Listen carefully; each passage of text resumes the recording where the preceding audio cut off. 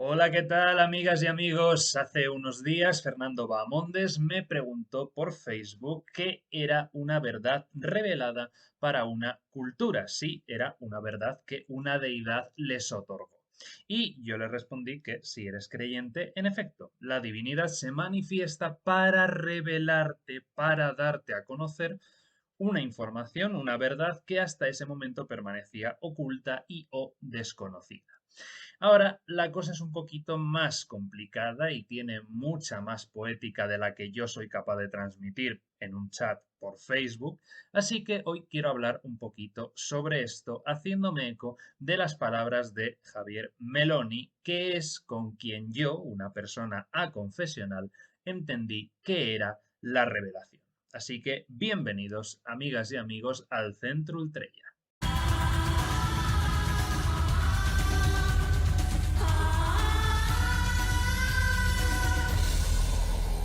Justo cuando estaba pensando en grabar este vídeo, me apareció por Facebook, cortesía de Mertio Cota, que no sé si verá esto, un texto, una publicación de Meloni que me pareció delicioso y que no puedo evitar compartir con vosotros antes de sus palabras sobre la revelación. Para quien no le conozca, Javier Meloni, nacido en 1962, es un antropólogo, teólogo, escritor y jesuita de origen italo-español y actualmente mi máxima referencia en el mundo cristiano porque se ha especializado en diálogo interreligioso y mística comparada. O sea, cómo no admirarle. Además que tuve la suerte de que fue mi profesor en el ISCRED, me dio clase de una asignatura. En serio, si no le conocéis, corred a leerle cualquier libro suyo, cualquier obra, porque son todas absolutamente maravillosas. Además, mis queridos amigos de Psicología y Espiritualidad, Rafa y Mardía, le hicieron una entrevista en dos tandas que es también brillante. Os dejo el enlace al vídeo por aquí arriba. Y ahora sí, vamos a ello. Dice Meloni, Dios es la plenitud del ser que nos deja ser en plenitud. Empezamos fuerte. Sigue. En la tradición cristiana creemos que Jesús es la encarnación de Dios. Dice la patrística, y esto lo hemos olvidado hasta hace poco y ahora lo estamos recordando más, aunque no lo suficiente, que Dios se ha hecho hombre para que el hombre sea Dios. Esto lo ha dicho San Ambrosio de Milán, San Atanasio de Alejandría, San Ireneo de León, así como dato. No dice que para que el hombre sea hijo de Dios, sino para que el hombre sea Dios. Esto, dicho a nuestros oídos, nos asusta. Nos parece que aquí hay algo que disuena.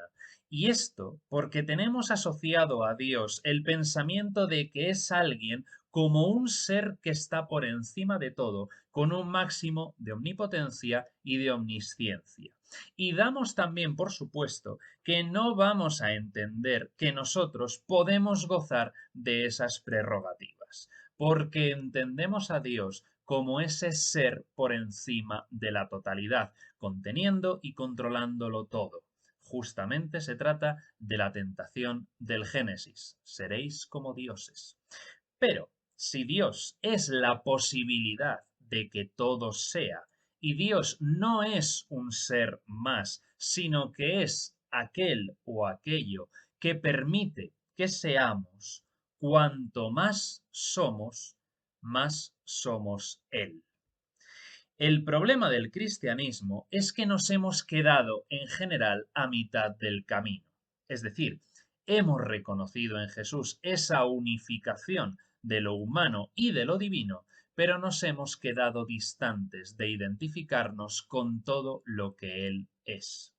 Porque es necesario morir a muchas cosas para verdaderamente entrar a donde Él está. Es decir, que si Dios es la plenitud del ser que nos deja ser en plenitud y reconocemos en Jesús que es el máximo vaciamiento, la kenosis, de la que ya hemos hablado en alguna ocasión en este canal, es el máximo vaciamiento, Jesús, de lo divino en lo humano y de lo humano en lo divino, y nos dice, yo y el Padre somos uno, sed uno como el Padre y yo somos uno, nos está invitando a estar con Él, a estar en el mismo lugar que Él está. Las últimas palabras de Jesús en el Evangelio de Juan son: ya no os llama siervos, sino amigos, porque los siervos no saben lo que hace su amo, y en cambio yo os digo qué es lo que va a suceder, que se va a atravesar el umbral que es la muerte. La Pascua, la muerte, es la manera de comprender a Jesús para resucitar, y cuando Jesús resucita, dice a María Magdalena: ve y dile a mis hermanos. Antes de morir había dicho: os llamo amigos y no siervos, y después de la resurrección les dice: vete y dile a mis hermanos. Ahora Jesús dice hermanos, ya no amigos. Por lo tanto, invitados a estar en el mismo lugar que Él está. Yo soy, por tanto, sed como yo soy, sed el que yo soy. Y esto es lo que se nos invita a atravesar. Un lenguaje que hoy en día se abre en todas las direcciones porque se nos llama a ser plenamente aquello que somos. Esta es la plenitud del cristianismo, el ser plenamente aquello que ya somos. Y esto es lo que nos dicen todas las tradiciones religiosas. Llegad hasta el final de lo que sois. No os quedéis a medio camino. Y así lo humano y lo divino se hacen una sola cosa, un solo ser. Lo que a nosotros nos hace cristianos es hacer todo esto a través de Jesús, pero lo que les hace a otros pertenecientes a otras tradiciones religiosas es hacerlo a través de su camino. Y entonces, y qué importante es esto, no entramos en competitividad unos con otros, sino que entramos en complementariedad y enriquecimiento de unos con otros. Para mí, personalmente, esto es una revelación. Este es de los mejores cristianismos que conozco, si no el mejor. Pero Meloni tiene muy claro qué es la revelación y lo explica brillantemente en su libro El uno en lo múltiple. Dice que la revelación viene en forma de palabra. En el prólogo del Evangelio según Juan se lee: al principio existía la palabra y la palabra estaba junto a Dios y la palabra era Dios. También, de forma casi idéntica, en el Tanya Maha Brahmana 20.14.2 de la tradición hindú se dice: al principio era la palabra estaba junto a él, la palabra es Brahman. La palabra a la que se refiere no es obviamente la palabra humana, sino la palabra primordial, la protopalabra, la Urwort de la mística alemana, que para nosotros es el silencio, con mayúscula, porque no podemos acceder directamente a ella. Cuando este silencio se hace palabra humana, intervienen inevitablemente la cultura y la disposición psíquica del que la recibe y del que la pronuncia. A la manifestación de este silencio se le llama revelación. Pero ahí ya surge el problema, porque al verterse en una palabra humana, ya queda condicionada por el receptáculo cultural y psicológico del que la recibe.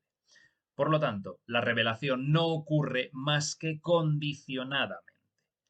Por otro lado, la revelación solo deja pasar una pequeña brecha de luz de la luz total que sigue velada. Esa palabra es solo una pequeña articulación de sonido en el silencio que la engendra. Siguiendo un adagio patrístico, Jesús es la palabra que surge del silencio. Y sin embargo, al mismo tiempo, dentro de estas paradojas de lo inefable a las que debemos acostumbrarnos, ese pequeño haz de luz, ese pequeño sonido, contiene el todo. Hay que tener en consideración que la relación entre realidad y lenguaje es compleja. Tendemos a pensar que existe una realidad objetiva ante nosotros y que la función del lenguaje consiste solo en organizar los conceptos más adecuados para describirla, tratando de ser lo más fieles posible a ella. Y sin embargo, la filosofía contemporánea ha revelado la ingenuidad de esta postura, llegando casi a afirmar que es el lenguaje el que crea la realidad, en el sentido de que es el lenguaje el que nos posibilita pensarla. Cada lengua organiza lo real de una determinada manera, descartando infinidad de otras posibilidades. La cuestión se hace más radical todavía si se considera que nadie puede ir más allá de las palabras que conoce, porque el lenguaje es el que estructura nuestro pensamiento. Sin palabras no hay pensamiento y por lo tanto las palabras de las que disponemos condicionan nuestro modo de pensar, así como el contenido de nuestro sentir y de nuestro creer. Dicho de otra manera, como el lenguaje es un fenómeno cultural, resulta que las creencias están condicionadas culturalmente. Si la patria del escritor es su lengua, la patria de la religión es su cultura, es decir, el medio en el que ha sido gestada. Por eso son tan difíciles las traducciones de los términos religiosos. Y ahora, si toda religión está condicionada por las palabras que le proporciona su cultura, a su vez, también ella transforma las palabras que recibe, fecundando así su propia cultura. La influencia se da entonces en ambas direcciones. Todo ello afecta de un modo radical la noción de revelación, la cual de un modo u otro está presente en todas las religiones. Revelación proviene de revelare, es decir, descorrer el velo, desvelar, retirar el velo. Con ello se pretende referir a la manifestación de una realidad que, estando oculta, irrumpe de un modo u otro desde un plano superior, trascendente e inefable sobre el plano humano a través de un acontecimiento o de un mediador. Cada religión se considera la depositaria de una revelación, que es la revelación. De aquí que se sienta con la responsabilidad de custodiar esa palabra revelada y que considere que únicamente a través de esa palabra puede haber salvación. Por ello, una preocupación recurrente de algunas religiones es la cuestión del conocimiento natural de Dios.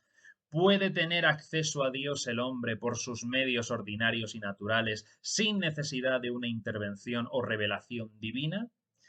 Detrás de cada noción de revelación subyacen diferentes concepciones de Dios y de la relación entre el ámbito de lo humano y de lo divino. Si Dios es concebido como un ser trascendente, el acento de la revelación estará puesto sobre la libertad y gratuidad de su iniciativa al manifestarse. Esta es la concepción de las religiones de origen abrahámico. La participación del ser humano en la revelación consiste en hacerse disponible y receptivo a ella. Me parece perfecto. Así lo escribe él y así yo os lo he transmitido. Así que nada más por hoy. Confío en que os haya gustado, que os deje también pensando, ¿no?, con ese pozo reflexivo que dejan las buenas enseñanzas. Muchísimas gracias por acompañarme una semana más y nos vemos en el próximo vídeo. Cuidaos mucho y sí, como siempre, Ultreya.